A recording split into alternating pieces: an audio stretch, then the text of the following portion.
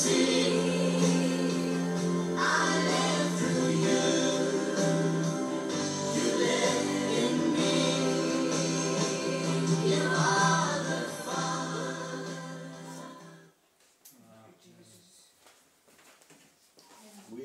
almal. Ja, Benicia is hier, ons almal is hier.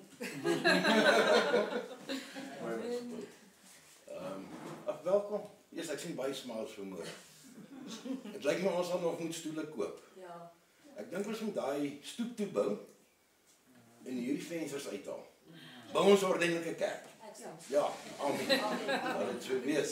Hier is die werkers wat hier sit. Ons sal almal opkommandeer. Hier's manne wat kan bou. Ek ken 'n elektriesien. Oom Boetie kan ons ligte insit. Ja, hier's al die manne in hande wat al daai dinge kan doen. Ons doen dit sommer self. Ja. Ja, sy. Net vinnig voor ons begin, dan die Anna Cox het die week verjaar, so ons sê vir haar baie geluk. Sy is nie. Ek sê leer jy mag nou nie 'n dame se ouderdom weggee nie. Maar ek wil haar ouderdom weggee. Sy's net so bietjie voor my aangenome ouma Tannie Jorsie hierso. Sy so weekie voor haar. So Tannie Jorsie se beurt kom volgende week. Sy het 'n volle 90 jaar oud geword. Hoe geseënd. Dis 'n vol goeie lewe. Ek dink 90 is 'n groot mylpaal, né? Geseënde jare. En volgende jaar, volgende week. As ek reg Tannie Jorsie? Volgende week. Aha. Nou ons gaan moet 'n plan maak. 'n Plan maak vir 'n stukkie koek. Ja, kom ons dit net so dan open ek vir ons. Hemelse Vader, baie dankie vir die geleentheid dat ons het om almal hier by mekaar te kom in die naam vandag. Ons meer gaan hoor en leer van die woord. Here, wees so saam met pastoor Pieter, dat die Gees hom lei dat hy vir ons die woord bring vandag wat hy op die hart het.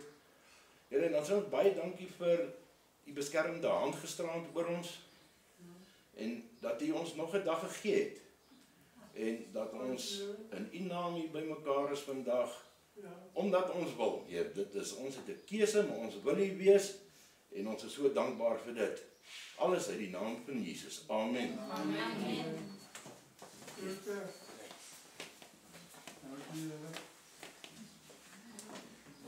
Môre julle weer. Welkom weer in die huis van die Here.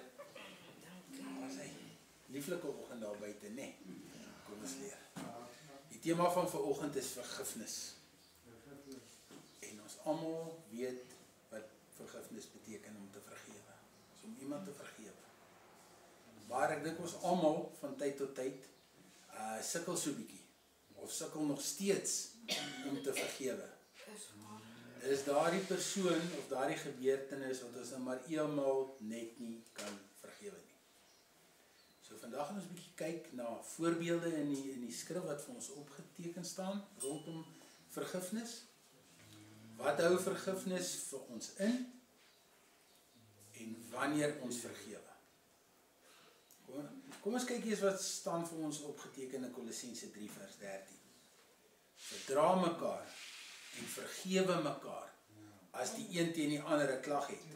Soos Christus julle vergeef het, so moet julle dan.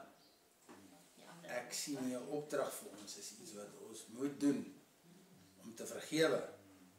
So kom ons kyk bietjie na voorbeelde wat vir ons opgeteken staan. Ons weet almal van die vrou wat oorspel gepleeg het. Hoe die omstanders was, elkeen 'n klip in die hand, gereed om te gooi, om te stenig. Want sy het die wet oortree. Sy het gesondig. Maar wat doen Jesus? Hy sê vir die omstanders daar, die een van julle wat nie sonde het nie, gooi daai eerste klip. En toe? Maar Jesus het omgedraai na die vrou toe en hy het vir haar gesê, gaan heen, sondig nie meer nie. Daai vergifnis daar, daai vergifnis. Ons kyk na die verlore seun, die gelykenis wat Jesus vir ons gegee het, waarin hy vir ons leer. Ons weet wat gebeur het. Die seun het al sy erfgeld gaan verkoop, sy losbandige lewe. Maar daarna hy varkhok, toe hy tot die besef kom, maar hy het honger. En hy berou oor wat hy gedoen het. Gaan ek eerder terug na my vader toe. Want daar kan ek ten minste 'n handlanger wees, ek kan miskien kos kry om te eet. Maar wat doen sy pa? Hy vang hom met oop arms. En hy vergewe vir hom. Wat is die les daarin wat ons hieruit moet leer?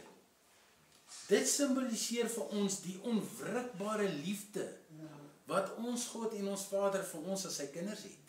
Amen. Ons kyk na Josef en sy broers. Sy broers wat hom verkoop het as 'n slaaf. Maar Josef wat in Egipte 'n sterk en 'n invloedryke man geword het. Waarop Jakob toe na die broers stuur om te gaan kos koop, want daar's hongersnood. Hy stuur toe die seuns terug met 'n rede. Hulle moet vir Benjamin terugbring. En toe hulle vir hom teruggebring het, toe het hy onwrikbaar begin huil. En daai broederlike liefde, hy het hulle vergewe vir wat hulle aan hom gedoen het. Kyk na Dawid en na Saul. Dawid het hoeveel geleenthede gehad om vir Saul dood te maak, want Saul wou sy lewe neem. Maar nee, hy het hom vergewe. Wat is die les hierin vir ons dan? Hier word vergifnis en genade vir ons gedemonstreer. Dan kyk ons na Petrus en Jesus. Petrus wat sê, maar Rabbi, ek sal my lewe vir jou gee. Tot die dood toe sal ek by jou wees, maar wat doen hy? Hy verloon vir Jesus 3 maal. Waarop die Here hom opreg vergewe. En hy sê, Petrus, jy is die rots waarop ek my kerk gaan bou. Kyk na daai vergifnis. Die Onse Vader, die gebed wat Jesus vir ons gegee het, as 'n voorbeeld van hoe ons moet bid. Waar daar staan, vergeef ons skulde, net soos ons skuldenaars vergewe. Hier word vir ons beklemtoon die wederkerige natuur van vergifnis. Ek vergewe vir jou, jy vergewe vir my, daai wederkerige. En ons Vader vergewe ons. Maar die mooiste voorbeeld nog is Jesus aan die kruis.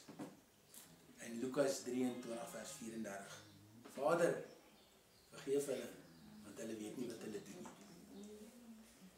Uit hierdie voorbeelde uit kan ons sien ons, wat is daarin?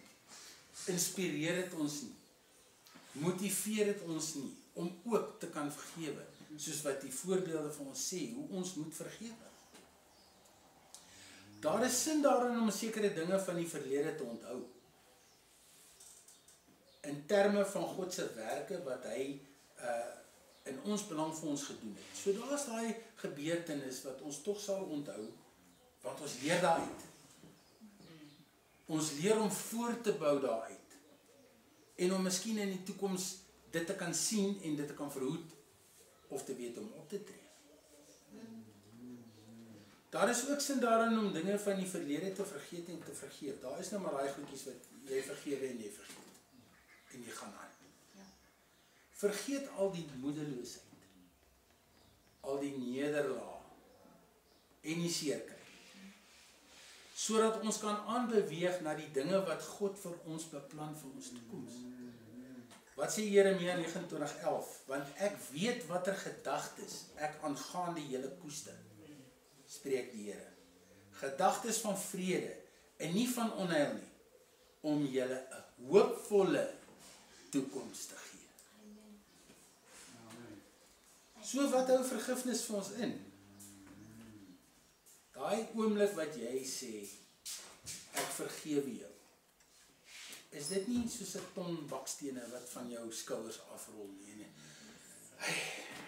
Daai partye is nou almal vry. Vry van al die negatiewe en kwade gevoelens wat daar ontstaan het tussen julle. Belangrik ook, jy is vry van daai gevoel van jy is te nagekom. As ons nie diegene vergewe wat vir ons seer gemaak of beledig het nie, sal ons hulle vir altyd saamdra. Erger nog, hulle sal soos 'n meelsteen om ons nek hang vir ewig. So wat doen vergifnis? Belangrik, die belangrikste seker, jou sonde is vergewe. Matteus 6:15. Maar as julle die mense hulle oortredinge nie vergewe nie, sal julle Vader julle oortredinge ook nie vergewe nie. Ons het gesien, dit word vir ons opgedra, ons moet vergewe, en wat nou gaan gebeur as ons nie vergewe nie? So vergewe jy, as jou sondes vergewe. Die skrif sê so. Ons weet, ons is nou, die partye is verlos, maar dit gee ook vir ons 'n geleentheid om ons selfvertroue en gemoedsrus terug te kry, en ook ontslae te raak van al die stres wat jy saam. Dit voorkom dat ons emosionele vernietiging vermy. Daai meelsteen wat jy dra, en daai broeg, en daai stres, en angs, dis weg. Jy hoef nie meer daai persoon of daai gebeurtenis te vermy of te omseil nie, oor daar is hy weer of sy weer. Nee, jy is nie meer kwaad nie. Jy is ook nie meer beswaard nie. Ons hoef nie soos 'n beer met 'n seer tand meer rond te loop nie. So kan ons dan met 'n nuwe moed en selfvertroue ons kop oplig en aanbeweeg met ons lewe. Soos wat die skrif vir ons sê, God het 'n plan vir ieder en elkeen van ons. En dit verskerp ons wysheid en ons oordeel. Daai fout wat jy gemaak het, 'n donkie stap sy kop heen. Jy sal nie weer nie. Jy sal so 'n tipe gebeurtenis sal jy vermy. Of jy sal weet wat jou optrede in die toekoms moet wees. Want ons leer uit ons foute. So my laaste punt is, wanneer ons vergewe. Om iemand te vergewe beteken nie noodwendig, jy gaan nou al die kleinste, die dingetjies van daai gebeurtenis gaan jy vergewe nie. Of vergeet nie, nee. Die gedagtes rondom daai gebeure sal nog steeds by ons bly. Want ons moet leer ons daar. Ons moet opbou van wat ons geleer het. So wanneer ons vergewe, wat ook al gebeur het, dit kan nou 'n egskeiding wees, dit kan 'n kind wees wat nie respek het nie, dit kan 'n vriend wees wat jou in die onmoontlikste tyd in die steek laat. Of iemand, 'n pastoor of 'n raadgewer of so, wat jou swak advies gee. Maar ja, vergewe ons, dan sal ons nie langer daai slagoffer wees nie. Al is dit ook ietsie wat jy nie eens beheering gehad het nie. Ons is dan nou nie meer daai slagoffer nie.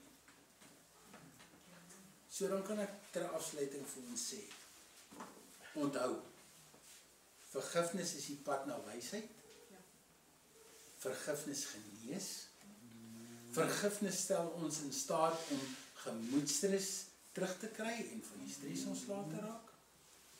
Maar die belangrikste is, geliefdes, as daar enige iemand of gebeurtenis is wat jy swaar aandra, daai meelsteen, neem dit na jou binnekamer en gee dit aan jou Vader, sodat die Vader deur die werking van die Heilige Gees jou sodoende kan lei om 'n vergifnis te kan bewerkstellig.